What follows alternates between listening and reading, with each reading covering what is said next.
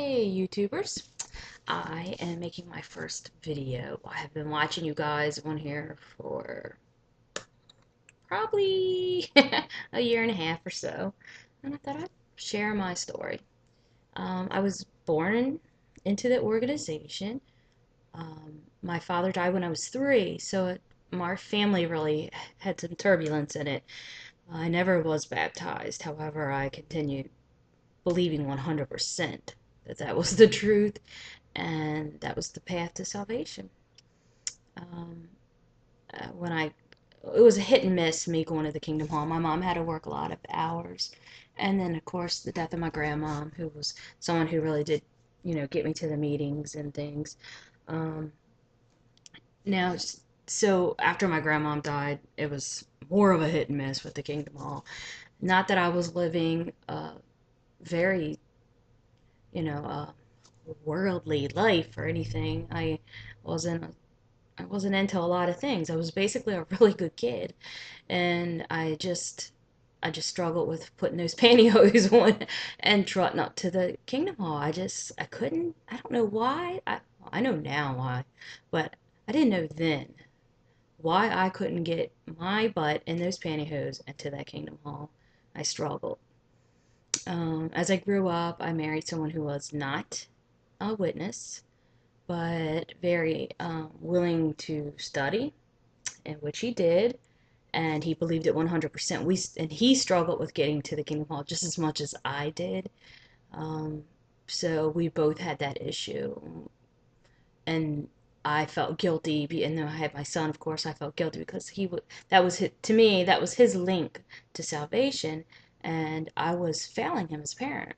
That's a lot of guilt to carry, and I already had guilt from when I was younger stored up, so I had plenty of guilt. And then my husband then joined my guilt party, and he had guilt. So we were a very guilty family. And eventually, I think it was just all too much on everyone. My husband had an affair. I left him. He still 100% believes that's the truth. He doesn't go, he doesn't attend the meetings at all. But even to this day, he still believes that well, I shouldn't have said that. He did believe that that was the truth until very recently. So when I left him, I met up with a high school sweetheart, and we are now married. And he was studying too, of course, because I gotta bring everybody in on it because it's the truth. So he was studying too. And the thing about our studies with him, which was very unlike my first husband, who really grasped on this and took it to heart and changed these things. My husband now, who isn't the most religious of men, but interested and wanted to learn. Well, the funny thing about his studying with him was he had no qualms or nothing about questioning during the study. I can't remember the topic or anything like that, but I remember at one study he put that book down. He's like, "Nah." It's like something don't sound right here. Something doesn't sound right about what they're saying. The scriptures they were taking him to didn't even pertain to whatever. I mean, he was just like, "No, that's not." And I remember sitting there in horror, thinking, I am going to kill him. How dare him? How dare him question them? I am so embarrassed. I was so embarrassed because he was questioning. He had every right to. It was a study. And he had every right to. So, I remember, of course, after they left, telling him, what's wrong with you? Are you, like, basically mad at him because he's just not going along with it and he's questioning. Who are you to question them? Um, so anyway, time went on. We got married. There's a lot of issues in our marriage. I mean, there is in everybody's marriage, but we have some I'm not even going to get into. But I married him. We married. And after we got married, the studies pretty much stopped. I think that a lot of him doing that was he was really trying to appease me and make me happy because that's what I wanted so much. I wanted a husband who would serve Jehovah and be a fine example for my son. And things weren't playing out that way. And I remember going through a little stage where I was kind of mad at Jehovah because I thought, I've come out of this divorce, I've done all these things, and yet, I'm waiting for that husband that's gonna. I think in a way I put all of my. I think I was waiting for a husband to, I don't know, make those pantyhose feel better and get me to that kingdom hall. I was like it was their job, like because I didn't want to go on my own. Maybe somebody else could like pressure me into going, or somebody else would encourage me, or whatever to go. Or like, I guess I wanted that to be someone else's responsibility instead of my own. And that's part of the organization in hindsight, coming out, is that this is all about us as an individual. And when you're relying so much on a group, you lose yourself. And I really realized that when I come out of this, I had no clue who I was. I'm still learning. I really didn't. And now, I mean, I can see that, you know, you just picture being saved in a group. It doesn't work like that. It's an individual thing. And so anyway, I was irritated at him basically because he wasn't going along with it. And I remember just a lot of things were going in and on in our life, just so much stuff, one thing after another. And I remember just thinking, I am so tired of worrying about trying to fit into that puzzle piece. It's like I was trying to be a puzzle piece and I wasn't fitting into their puzzle. I wasn't. No matter, I know people there liked me. They thought I was funny, and people liked me, and things of that. And I know that, but I never could fit in. I never had no click. I just, I just didn't fit. No matter how hard I try, the pantyhose would not go on. How I had to put it. The pantyhose would not go on anymore. And I remember sitting with my sister, who actually is a baptized witness, and she was having those same exact feelings that I was having. Exactly. And I remember telling her that I surrender. I'm surrendering. I give up. I can no longer try to squeeze into something, try to fit in someone else's puzzle that I'm just my piece isn't fitting, and I surrender. So yeah, I'll never ever ever ever ever forget this night for the rest of my life, because my sister had left, and mind you, she was feeling the same exact way, and she was ready to surrender herself. Um, and that's the thing, because I think that a lot of people in this situation come to that point, and that point right there, is so vital, because whatever path you choose from that point, I mean, you could go in all different directions. I mean, you could say, I give up. I give up. And then you go down these long, dark paths that are just leading you to destruction. And to be able to find some light from that point right there, when you realize you're surrendering like that, that's the key. That's the key. Because once you put your foot on that other path where you're surrendering, and there is no God, and there is nothing, I believe that you're going down a really dark path. And if you would have came to us at that very moment and said, so tell me, do you believe in God? Do you believe that God, do you believe in all his authority, all his creation, all his power? Do you believe in God? And we would have looked at you and we said, now mind you, these two girls just surrendered and said, we give up. We would have said to you, yes, we love God. Yes, we believe. We can look around, we see this earth, we believe in God. We know he's real. We know it. But you know what? He doesn't love me. He I don't fit in his puzzle. I He doesn't want my love. my love isn't good enough. I'm not good enough for God. And that's basically how you feel because you're not good enough for the organization. You're not good enough. You're not good enough for God. And the reason why you feel that is because the organization is God. And it's not a good place to be at. But I do remember that night anyway because my sister left and I went in the house and I cleaned up, did my routine, and I remember washing my face. I was in the bathroom, washed my face, brushed my teeth. I come out and all of a sudden I just paused and I stood there and I leaned against the door frame and I thought to myself, and I always say, I'm very careful when I tell this story because if you say it to the wrong person or say it the wrong way, they take it as in, oh, you were hearing voices. Oh, that's demonic and blah. It wasn't like that kind of voice. It was just a voice within that said, hey, you, what, what do you know about Jesus?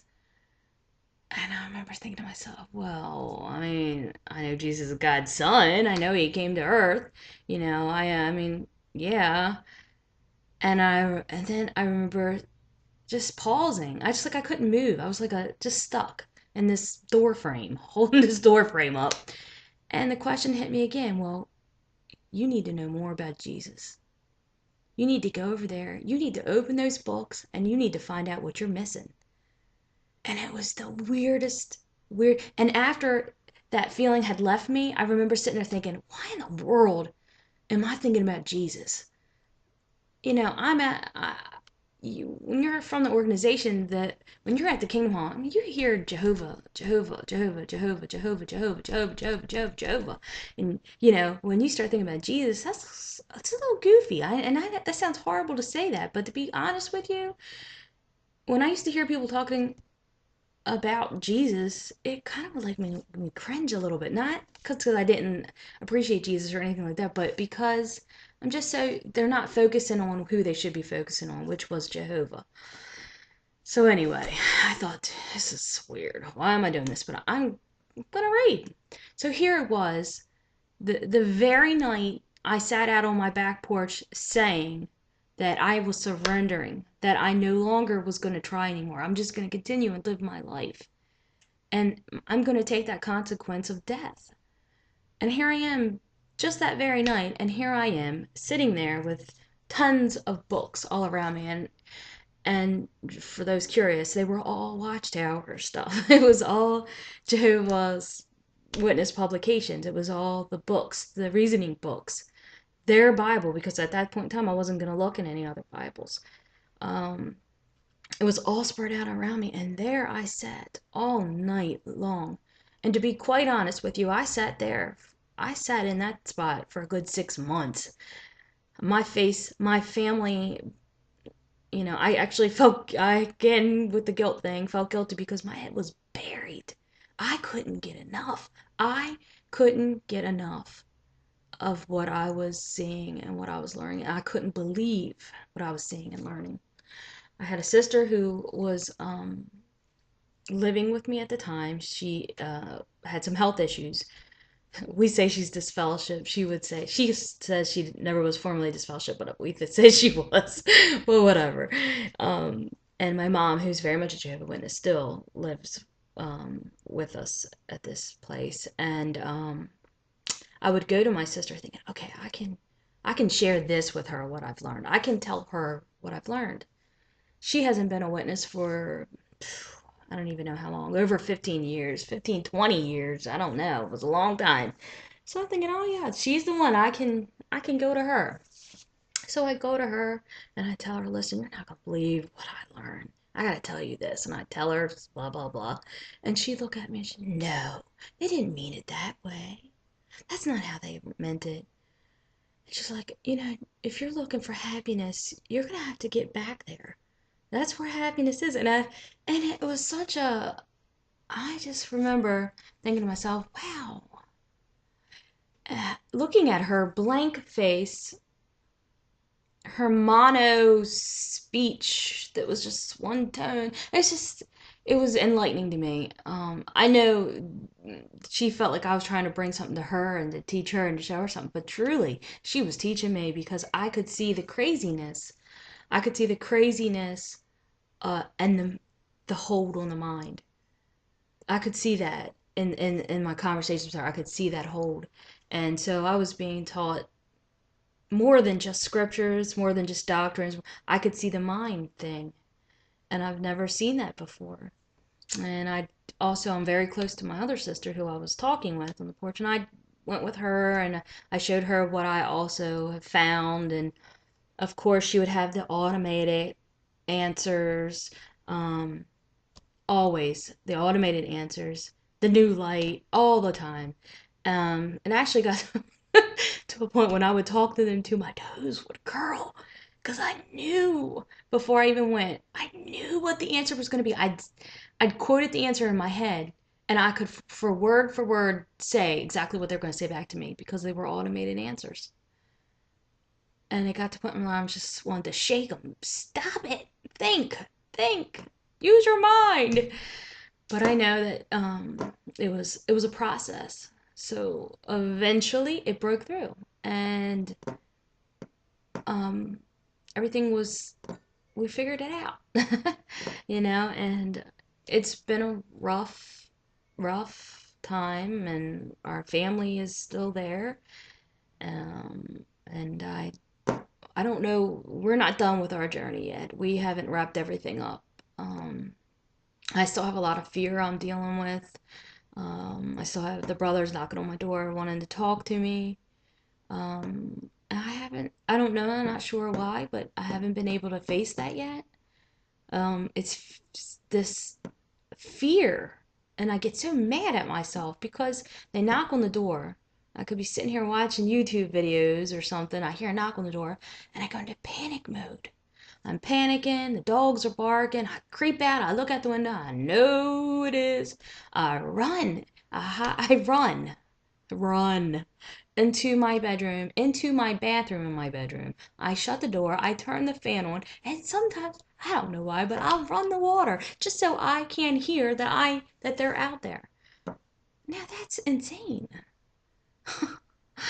I'm not hiding. I'm not denying it. It's insane. I know it is, but it's this fear is so intense. But once I get into a conversation with somebody, it's an initial starting of the conversation that I fear so much. But once I get into it, I really believe that it's no longer me talking because scriptures just flow out, and I say the right thing at the right time, and I know that's not my doing. So I don't, but the initial opening of that door, but I'm gonna get to it.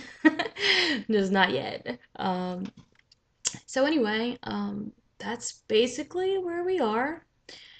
Um, the only other thing I wanted to share was that I do believe that a lot of people who do find out the truth about the organization, I really feel like a lot of the time it's pride, because it's a kick to the pride because you're telling these people and people of your past and all these people that may have tried to help you see it in a different light. You would then have to go back to these people and say, I'm wrong. I was wrong. You're right. This did say this. And some people just can't do that. And that's sad. I know that in hindsight, I saw how I treated like my ex mother-in-law who would always try to talk to me.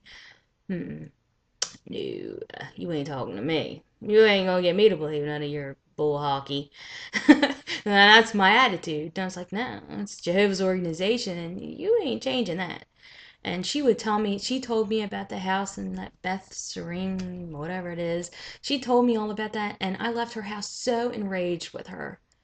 How dare her, say these things like the organization would have ever been involved in anything like that. I mean, please. That's just ridiculous. If she's gonna say those things, she better do her research. But I didn't know. But I did when I really figured this all out. I did call her up, and granted, she is still my ex-mother-in-law, but I love her to death. Um, I did call her and had her meet me somewhere, and I just told her how sorry I was for my behavior, how sorry I was for my harshness, for my judgmental attitude, for for not being open and receptive, because you can listen to something someone has to say. It doesn't mean you have to believe it, but you can hear them out. I wouldn't hear her out. And I think that's disrespectful, because here I wanted her to hear me out. She came to the Kingdom Hall actually once and sat in, but do you think I was going to go to her church and sit in? Absolutely not. And I could have went there and not believed in what they said, and you got to be secure with yourself, but apparently I wasn't. Like I said, I didn't know myself, so I wasn't secure. Maybe if the whole congregation would have went to her church with me, I mean, we would have went in that group, maybe I would have went then, but no. Um so I told her that I know who Jesus is, and I remember she just sat there. It makes me cry thinking about it. She cried and I cried, and I, after I told her how sorry I was, I thanked her, um, because I know that she had prayed for me for a really long time, and I felt like she deserved to know that her prayers were heard, and that she needs to continue to pray for people in that situation who are lost, who are blind. And so it was really good to go back and to admit that I was wrong, and to hopefully even, she did something kind for me. She prayed for me. She tried to help me, and I want to return the favor and let her know and give her faith and encouragement that her prayers were answered, and how much it was appreciated. And that way it'll just inspire her to continue doing that for other people. I'm sorry, I'm crying. It was a very crying session with her. Every time I think about it, it makes me cry. But so this has been my first video. That's the majority of my story. Um, I don't know if you'll hear from me again. We'll see. It was nice talking with you anyway. Thanks.